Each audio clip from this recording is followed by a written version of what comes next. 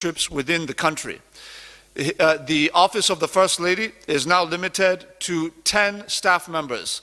The Vice President will be limited to 15 members of staff, while his wife will be limited to 10 members of staff on official trips within the country, the same as the First Lady. The President is insistent that the prudence of government officials must reflect the prudence and efficiency of the Nigerian citizens. Measure, the President has also decided not to travel anymore with large security details from Abuja to other parts of the country. Due to the directive of the President that the security outfits within states, whether it be police, DSS, or branches of the military, will frontline his protective detail when he travels. I believe we do not need to convince the officers of the federal government of Nigeria of the seriousness of the President with respect to how he will implement his directives. If there is anybody who feels that the directive of the President is not binding on them, who feels that the President will not uphold this directive in implementation and seeks to test it, they would do so at their own peril. The suspended Minister of Humanitarian Affairs and Poverty Alleviation, Betta Edu, has reported at the headquarters of the Economic and Financial Crimes Commission in Abuja for questioning.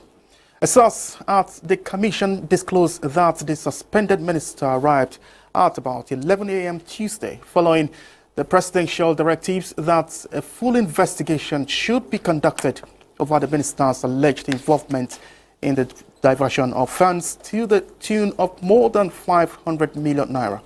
The minister was suspended following the hues and cries that followed the alleged fraud. And in a related development, former Minister of Humanitarian Affairs, Disaster Management and Social Development, Sadia Umar Farouk, returned home Monday night after hours of interrogation by operatives of the Economic and Financial Crimes Commission, EFCC. She had arrived at the Jabi headquarters of the EFCC about 10:18 a.m. on Monday to honor EFCC's invitation to offer clarifications on some issues that the Commission is investigating. She is also expected to return on Tuesday for further clarification on sundry issues that the Commission has flagged in the course of its preliminary investigations. And now to legal matters. The Supreme Court has formulated some critical issues that will guide its final decisions on the Plateau State governorship election dispute.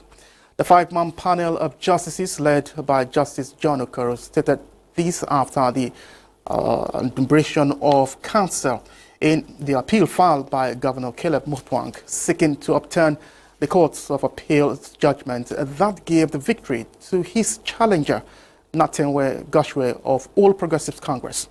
Olaboti Ariwa reports. Following the Court of Appeal judgment of 19th November 2023, upholding the appeal of Natenwe Goshwe of the All Progressives Congress, saying that he won the Plateau State governorship election, Governor Caleb Mutfwang of the People's Democratic Party approached the Apex Court to overturn the judgment. The governor's appellant said he was validly sponsored and nominated through a party congress by his party, the PDP. His legal team, headed by Kanu Agabi, senior advocate of Nigeria, argued that, contrary to the APC's claims, his party, the PDP, complied with the court order directing it to conduct fresh congresses in order to nominate candidates for various elected positions. Natenwe Goshwe and his party, the APC, are contending the validity of Governor Mutfwang to even appear on the ballot in the March 2023 governorship election. The panel of justices of the Apex Court observed the issue of party nomination and sponsorship for elective office and the issue of whether there was compliance with the orders of courts in this instance as live issues for determination. INEC, who filed the second appeal in the matter, withdrew the appeal before the court, and it was accordingly struck out. The issue before that we brought before this court is whether there was compliance with the order of the Court of Appeal of 28th of October 2022. There's nothing like lack of structure. And then also you'll also find that the Congress they said never held is actually a subject matter that no court can deal with. You also had it in court. The Apex Court has reserved judgment in the matter to a future date. In Abuja, Olabode Arewa, NTA News. The High Court of the Federal Capital Territory has reserved judgment on a preliminary objection filed by Senator Ita Enang against the defamatory suit instituted against him by the former governor of Akwa Ibom State, Udom Emmanuel. Justice Olukayode Adeniyi, after entertaining arguments from counsel to the defendant Mba Kweni, SAN, challenging the competence of the suit and the jurisdiction of the courts of adjudicate on the matter, as well as counter-arguments by the counsel to the claimant. Charles Mekwinye, SAN, adjourned the matter to the 5th of March 2023 for ruling on the preliminary objection. Publication is fundamental in libel suits. No single person said, I read that publication, not even one person. And we said, being fundamental, if there is no publication, there is no libel. So those are among the several issues we have contested in our preliminary objection. The former governor had, through his counsel, Ekerete Udo, alleged that Senator Enang, a former senior special assistant to former President Muhammadu Buhari or Niger Delta Affairs, allegedly defamed his character in December 2018 while he was serving as the governor of Akwa Ibom State. To many people in Nigeria, common words used in everyday conversations have come to include equity, fairness, and justice, words which ordinarily imply right dealings, good faith, and ethical uprightness.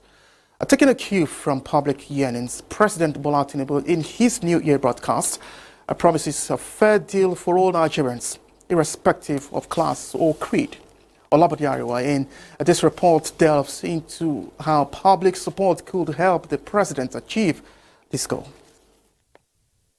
One of the recurring issues dominating public discourse in Nigeria's recent history has been a perceived feeling by some sections of the society that they are being allegedly alienated from the nation's commonwealth.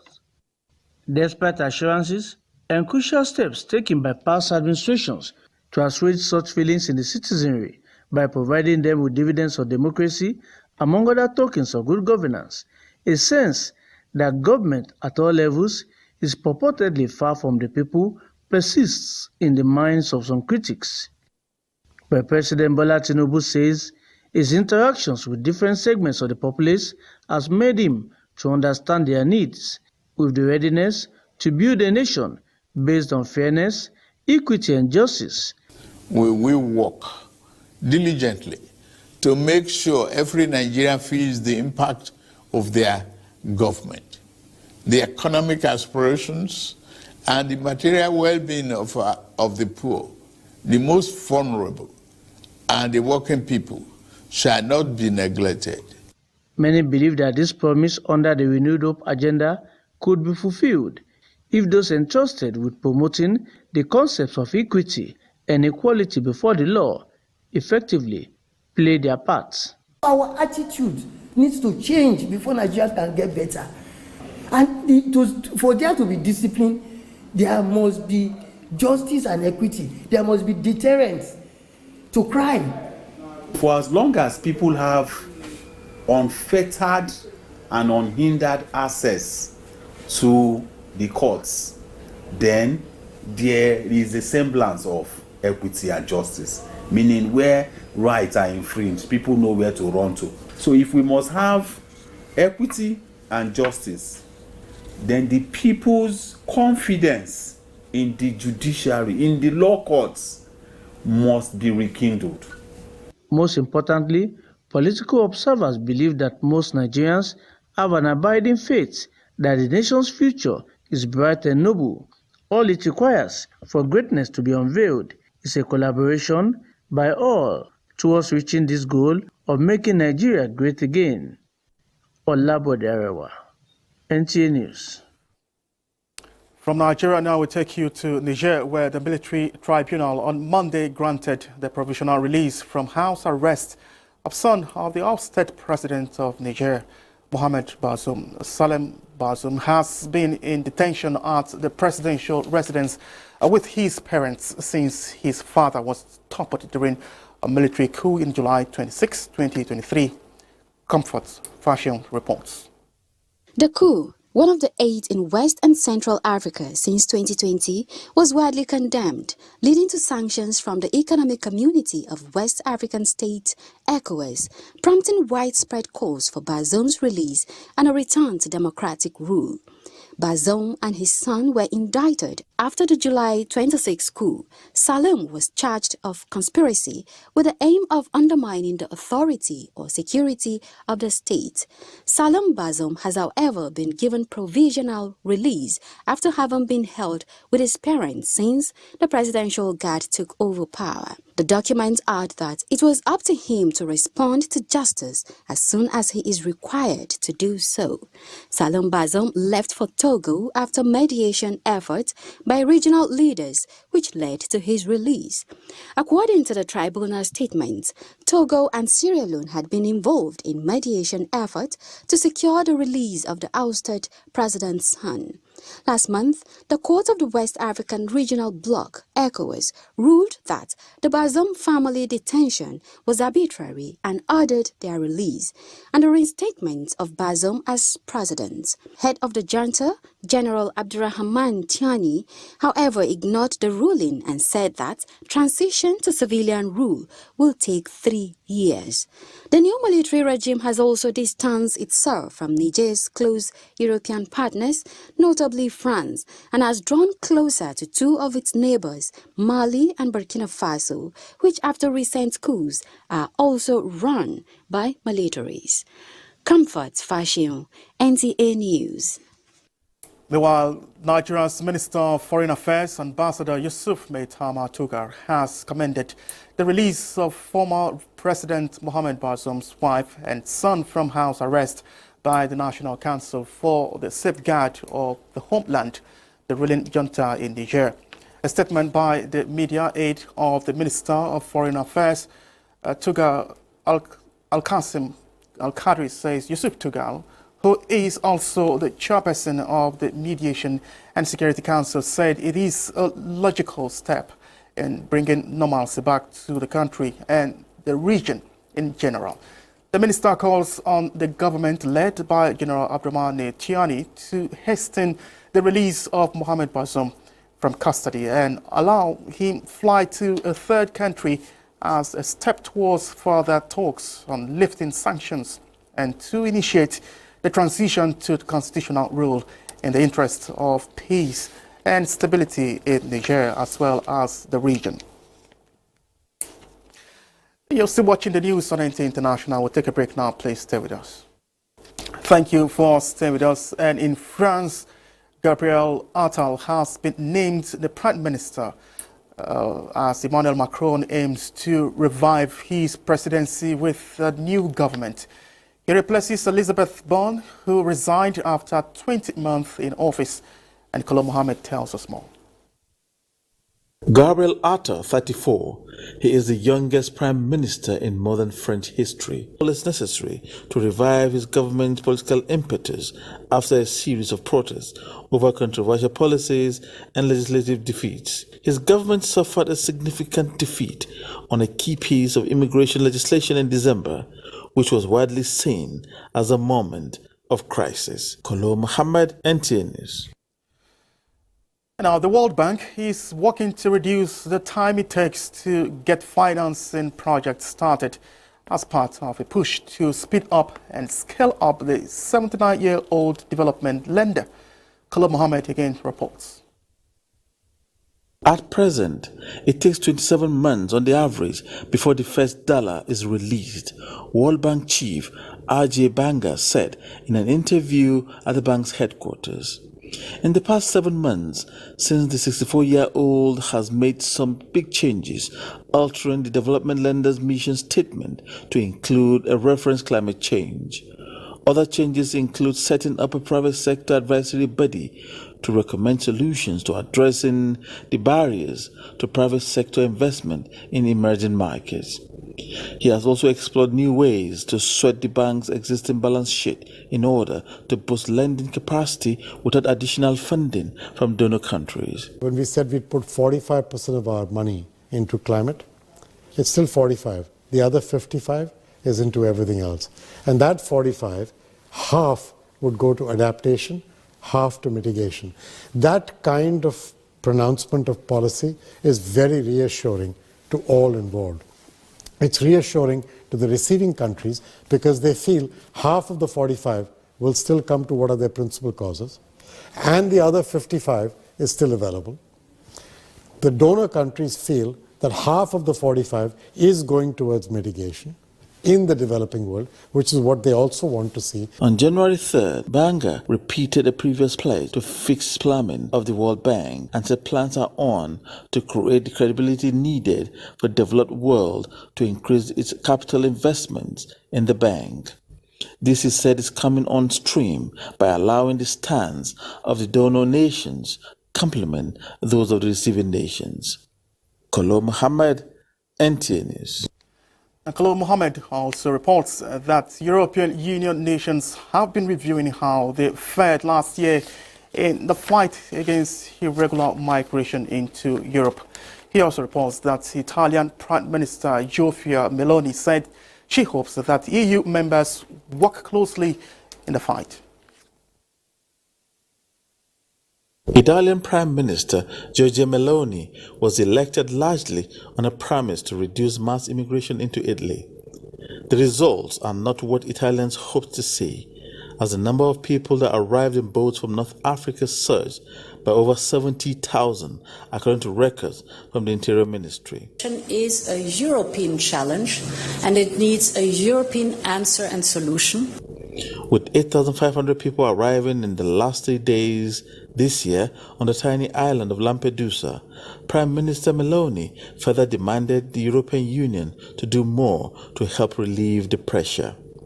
Plans to intensify existing efforts have been hatched, which she said should include further funding from the EU to the areas from where the migrant boats hit the waters of the Mediterranean en route Europe under the pact aimed at stemming irregular migration from especially Tunisia and Libya. Kolo Muhammad, NTA News. And now back in Africa, all 15 miners trapped in the Zimbabwean gold mine for 4 days have been rescued. The country's mines minister, Soda Zemu, said the workers, who were all covered in mud, are healthy and conscious. Officials say the Red Wing gold mine owned by Metallon Corporation, which caved in after the shaft collapsed Thursday last week, linked the accident to the earth tremor. Families of the trapped workers have been camping at the mine site in the mining village of Penthalongota, 270 kilometers east of the capital, Harare, waiting for the rescue. The area is home to many undocumented workers who scrapped a living amid economic hardship, particularly since the mine was placed under corporate rescue in 2020. And Nigeria has again demonstrated a strong goodwill towards ending wildlife trafficking as it crushes another 2.5 tons of seized worked ivory and elephant tusks in a push to discourage killings and illegal trading in animal parts. Minister of State for Environment, Isiaq Salako, supervised the destruction of the confiscated items under the custody of the National Environmental Standards, Regulation and Enforcement Agency, NESRA, in Abuja. 2.5 tons, approximately 2,436.15 kilograms, and 9 billion naira worth of these animal parts are being destroyed, sending a very strong message, particularly to wildlife traffickers and traders trading in prohibited animal parts. In Africa, Elephants are a symbol of majesty and greatness, but they are slaughtered for their ivory, which is then illegally traded across the world. Only last year, the National Environmental Standards Regulation and Enforcement Agency, NESRIA, incinerated seized pangolin scales, pythons and crocodiles, and pulverized elephant tusk and worked ivory as a demonstration of Nigeria's commitment to the provisions of multilateral environmental agreements, protocols, conventions and treaties to which it is a signatory. Most of these items are not gotten from Nigeria. We have some, but some of them are trafficked through Nigeria, giving our nation a very bad name. So with this exercise, it's going to send a very strong signal. It's extremely important, and it's a great message to show wildlife traffickers, people who would bring elephant ivory into the country, to know that it's going to get seized and it's going to be destroyed and you're not going to make any money. Minister of State for Environment, Isiaq Salako, takes the issue of endangered species and crimes against wildlife seriously, and Nigeria being a major transit hub for these illegal wildlife trafficking is not going down well with the ministry, NESRIA, and their partners. Nigeria is sending very, very clear signal, unambiguous, that the government of President Bola Ahmed Tinubu will not tolerate illegal wild crimes. The most recent African elephant status report estimates that about 415,000 elephants remain in Africa today, compared to over 1.3 million elephants found in the continent in 1979, and only 400 found in Nigeria today. Veterans of the Nigerian Armed Forces are appealing to the federal government to review the wide disparity in pension payments within ranks, payments of allowances and other entitlements to improve their welfare after retirement from active service. In a news conference in Abuja, members of the ministerial committee note that it has become imperative to sensitize the veterans on ongoing efforts in collaboration with the Ministry of Defense to improve their welfare. 1. We are seeking bulk payment and use of same template for the payment of the already partially approved Security Department allowance, which we call SDA. 2. We are trying to review the unjustifiable and arbitrary wide disparity in pension payments within all the ranks. Upward reviews of salary and pensions, the establishment of Veterans Federation of Nigeria as in other climes. Then we are also seeking for the overhauling of the National Health Insurance Scheme. The committee also highlighted the issue of palliative payment to veterans, which they alleged are still outstanding for many of its members. We are most grateful for the gesture. Unfortunately, this gesture of palliative payment are not being properly handled. However, I was in touch with the Ministry of Humanitarian Affairs that we are going to be paid before the end of January. Worst scenario, first week of February. The briefing is preparatory to the forthcoming Armed Forces Remembrance Day celebration. And next is a check on Wednesday weather prospect for Nigeria and some cities around the world.